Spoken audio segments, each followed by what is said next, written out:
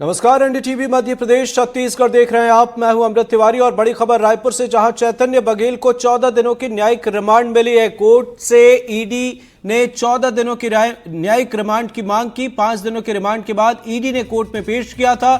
छत्तीसगढ़ शराब घोटाला मामले में हुई है गिरफ्तारी। तो यह अहम खबर आपको बता रहे हैं। चैतन्य बघेल 5 दिनों की ईडी रिमांड पर थे और उसके बाद आज उन्हें अदालत में पेश किया गया, जहां से ईडी ने 14 दिनों की न्यायिक रिमांड की मांग की, जो कि मंजूर कर ली गई है। यानी अब 14 दिनों तक चैतन्य बघेल ईडी की रिमांड पर रहेंगे। छत्तीसगढ़ शराब घोटाला मामले में गिरफ्तारी हुई है, पहले 5 दिन और 14 दिनों की रिमांड। इस बीच खबर यह भी है, कहा जा रहा है कि 1000 करोड़ के मनी ट्रेल में चैतन्य बघेल का नाम शामिल है। इसके साथ ही कई और जानकारियां ईडी को मिली हैं। कुल मिलाकर कह सकते हैं कि चैतन्य बघेल की मुश्किलें बढ़ी हुई हैं, क्योंकि आज अदालत में जब पेश किया गया तो उस वक्त भी ये कहा जा रहा था कि क्या उन्हें रिमांड मिलेगी या फिर चैतन्य बघेल घर जाएंगे, पर अब 14 दिनों की न्यायिक रिमांड पर उन्हें भेजा गया है। अपडेट्स के साथ सहयोगी जुल्फिकार अली हमारे साथ जुड़े हुए हैं। बताएं, क्या रहा आज खास? अमृत, आज ईडी की रिमांड पूरी हुई थी, क्योंकि 5 दिन की रिमांड दी गई थी जब उनकी गिरफ्तारी हुई थी। उसके बाद ईडी ने कोर्ट से 5 दिन की रिमांड इसलिए मांगी थी क्योंकि ईडी को ये था कि पूछताछ करनी है। तो ईडी ने इन 5 दिनों तक पूछताछ की और ईडी को जो पिछले जो आरोपी हैं उनके द्वारा दिए गए जो उनके बयान थे, उसके आधार पर जो आरोप लगे थे चैतन्य बघेल पर, उनसे उन्होंने उन बयानों को कन्फ्रंट कराया, उनसे बातचीत की और उनसे पूछा और पूछकर कि ये जो पैसा आया, जो आरोप लगे हैं कि 16 करोड़ 75 लाख रुपए जो है वो आपको मिले हैं, तो किस तरीके से मिले, और 1000 करोड़ रुपए का जो भ्रष्टाचार शराब घोटाले का जो पैसा आया था उसको चैनलाइज करने का जो आरोप चैतन्य बघेल पर है, पर उन्होंने पूछताछ की। और आज रिमांड जब पूरी हुई तो कोर्ट में पेश किया गया और कोर्ट में पेश करते साथ ही ईडी के वकील ने कोर्ट में ये कहा कि चैतन्य बघेल को 14 दिन की न्यायिक अभिरक्षा में भेजा जाए। अब ईडी रिमांड और जेआर मतलब जुडिशियल रिमांड, दोनों में ये फ़र्क है अमृत कि ईडी की रिमांड ये है कि ईडी को जब पूछताछ करनी होती है तो वो अपने साथ उसको रखती है, और जब न्यायिक अभिरक्षा का विषय होता है तो जब ईडी का मतलब ये है कि ईडी को अभी पूछताछ उनसे करनी नहीं है, तो सीधे तौर से उन्हें 14 दिन के लिए जेल भेज दिया गया।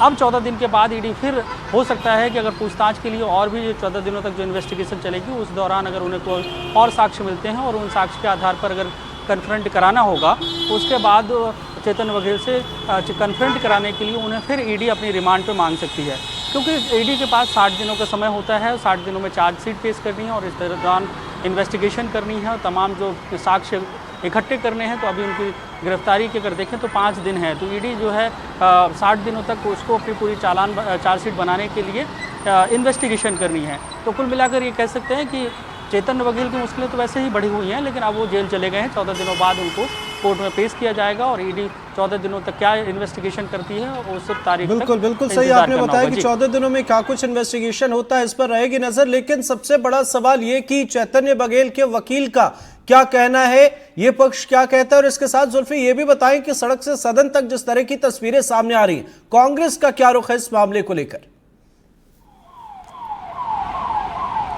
अमृत, जो बचाव पक्ष के वकील होते हैं उनका सीधे तौर से उनका जो एक्यूज्ड हैं, उनके जो मुवक्किल हैं, ये कहा जाए कि वो हमेशा पाक साफ होते हैं। तो बचाव पक्ष के जो वकील हैं उनका सीधे तौर से कहना है कि उन्हें फंसाया जा रहा है, और जिस तरीके की इन्वेस्टिगेशन ईडी ने की है और उनके पास उसके पूरे सबूत हैं, जो पैसे की इन्वेस्टमेंट की बात कही जा रही है, उसका टीडीएस कटा है, उसके तमाम दस्तावेज उनके पास हैं। लेकिन अगर देखा जाए तो पीएमएलए एक्ट के तहत जो अब इन्वेस्टिगेशन होती है और उससे अगर जो मनी ट्रेल है, मनी लॉन्ड्रिंग की बात आती है, तो उसमें अगर किसी भी व्यक्ति का जो प्रेडिकेट ऑफेंस है उससे जुड़ता हुआ अगर उसके पास पैसा गया है और उसको पैसे मिले हैं और उस चैनल में अगर वो हिस्सा रहा है, हिस्सेदार रहा है, तो उस पर पीएमएलए एक्ट के तहत ईडी उनकी गिरफ्तारी करती है और उसके साक्ष्य जुटाती है।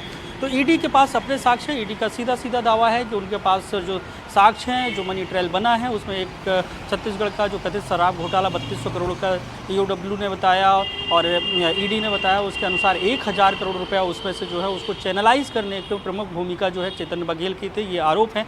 इसके साथ ही ईडी ने ये भी बताया कि 16 करोड़ 75 लाख रुपए की जो राशि है वो सीधे तौर से चैतन्य बघेल को पहुंची, वो अलग अलग जगह पर। ठीक है जुल्फी, लेकिन एक बड़ा सवाल ये कि चैतन्य बघेल को लेकर 1000 करोड़ के जिस मनी ट्रेल की बात कही जा रही है, ये बातें ही हैं या कोई पुख्ता सबूत भी है ईडी के पास?